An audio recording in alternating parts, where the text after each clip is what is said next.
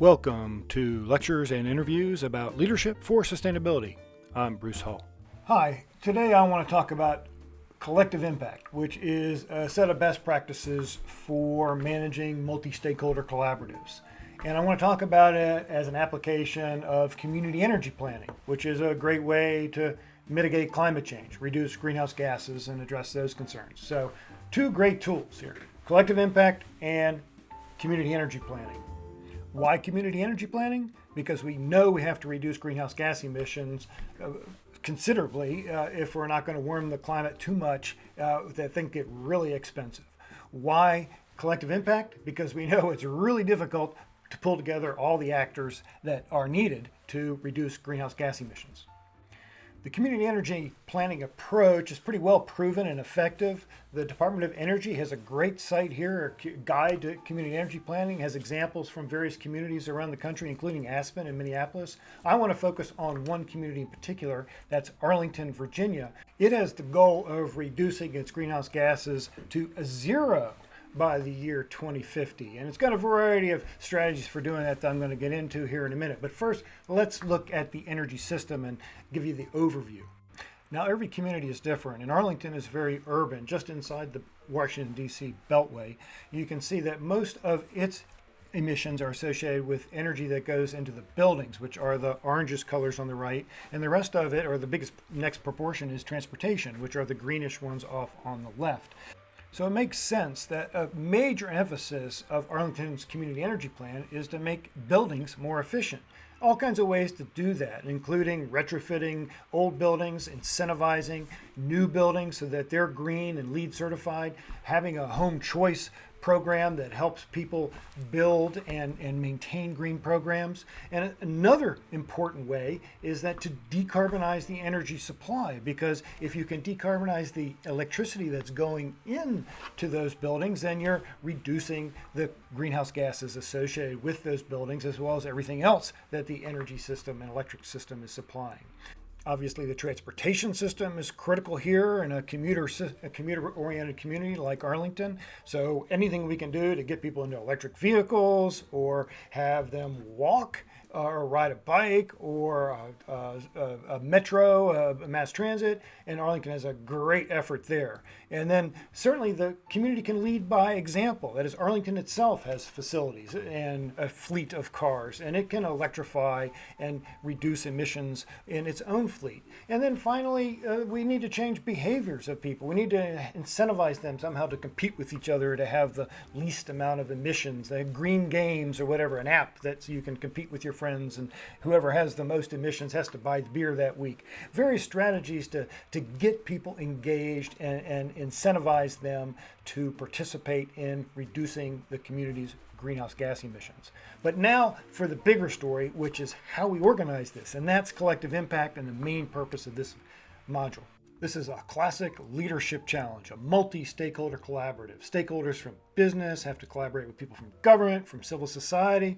All these people have different motivations. Nobody has authority over everybody. Somehow we've got to get from all these different pieces to everybody pulling in the same direction. It's an amazing challenge, and collective impact is a strategy, it's proven, that helps us get there. It's got these 5 different parts: a common agenda, shared measurement, mutually reinforced activities, communication that helps adapt, and a backbone organization. I'm going to get into each of these in a little bit of detail to help you understand them. But first, I want to begin by reminding you about this classic model of leadership: direction, alignment, commitment. Anytime, anywhere leadership has occurred, direction, alignment, and commitment have been achieved. People know which direction they're going, they have aligned their resources to get those things done, and they've committed themselves to making it happen. Direction, alignment, commitment. We can always think about leadership through this lens. So it makes perfect sense that thinking about collective impact, we have to start with getting shared direction. We have to figure out how to get people on the same page. And that means having a clear, trusted process and an agenda that people can believe in. And Arlington did such a great job here. If you look at the case study, you'll see how they got people into the room believing that they could have an impact on the process, on the outcomes. They didn't tell people what to do in advance. Instead, they got them to get buy-in. And as an example, they started talking about sustainability and climate as maybe the goals. And people said, well, that's a little bit too vague and it could go so many different directions. We're not sure about it. Let's make these goals maybe energy security so that we know that we've got a good energy system, or economic competitiveness so we can attract residents and businesses. And so you've got to have this clear direction of where you want to go and a clear agenda, a clear trust in the process that you can have some influence. Another mechanism by which you can promote direction is to have some clear metrics of success, a shared measurement system that you can hold each other accountable and say, hey, we're not making progress or we're going in the wrong direction. And again, Arlington did a great job here. They had multiple indicators of what they wanted to achieve, so people knew what they were striving for, and clear benchmarks for 2020, 2030, 2050. This way people can evaluate and decide whether we need to reprioritize or redirect resources so that we can achieve the goals we want to achieve. Of course, this is no easy task because measurement is not only expensive, but it's a way to signal failure. And so not everybody wants to do it well, and it's an area any community can improve upon. Another key to successful collective impact, or any successful multi-stakeholder collaborative, is to learn by doing and keep sharing information. And constant communication is just so critical to promoting this learning by doing and failing forward. It also generates trust because people learn from one another. Who's succeeding, who's failing. So the whole process has to be transparent. And Arlington did such a great job of promoting this communication. Rich Dooley particularly, that was one of his main tasks of keeping people on the same page, and they still to this day do a great job, but always can do better.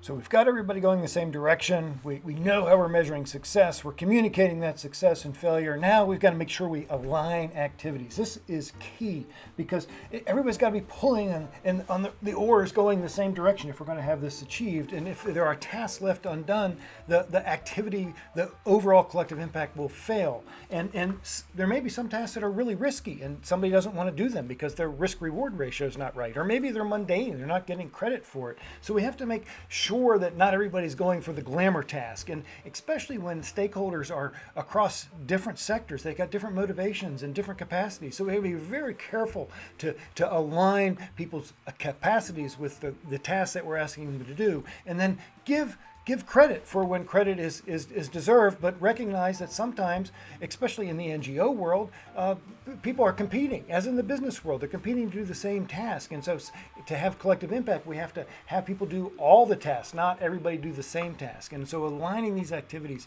is difficult, but critical to success. And finally, but perhaps not most obviously, is the backbone organization. This should be the most obvious because clearly it's the reason why most multi-stakeholder collaboratives fail, is nobody or no set of organizations is doing the backbone work. That somebody's got to step up. And Arlington did in this case. They staffed and they organized this position, Rich Dooley in particular, and they figured out, well, what's the budget? How do we fundraise? How do we designate people to get things done? Who organizes the meeting spaces and writes the minutes and figures out how to implement and monitor and do all this difficult measurement that's needed?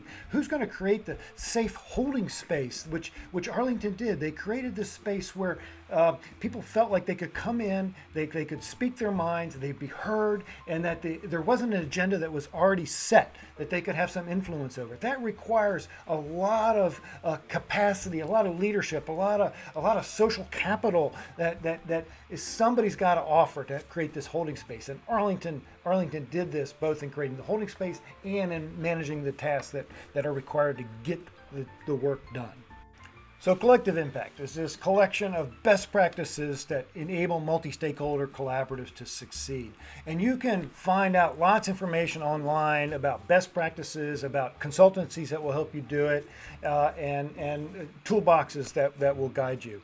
This is a strategy for dealing with the big, hairy, wicked problems that we face, such as climate change, right? If we're going to deal with climate change, there are things available like community energy plan, but that requires coordinating massively diverse stakeholders. No one has authority over all of them, and that requires leadership. That requires getting directional alignment commitment, and the collective impact process is a really good way for facilitating that directional alignment commitment, right? Now, if you have been following along with the executive program, you know that we focus on leadership skills at the individual level, at the team level, and at the organizational level, ways to have influence and get things done. And now we're starting to focus on getting things done at this cross-sector, at this network level, and collective impact is just one of the many strategies that we'll be talking about. So this is a great opportunity for you to think about having influence beyond those you have control over. This is these people in other sectors that you may never even see or meet. How do you influence them? Collective impact is a really powerful strategy for this purpose. Okay, I hope you found this short introduction of collective impact, community energy planning helpful. Remember that they're reviewed in this book, case studies as well as descriptions of the strategies. So look forward to seeing you in class or at another video. Lots of similar topics discussed on this YouTube channel. Ciao.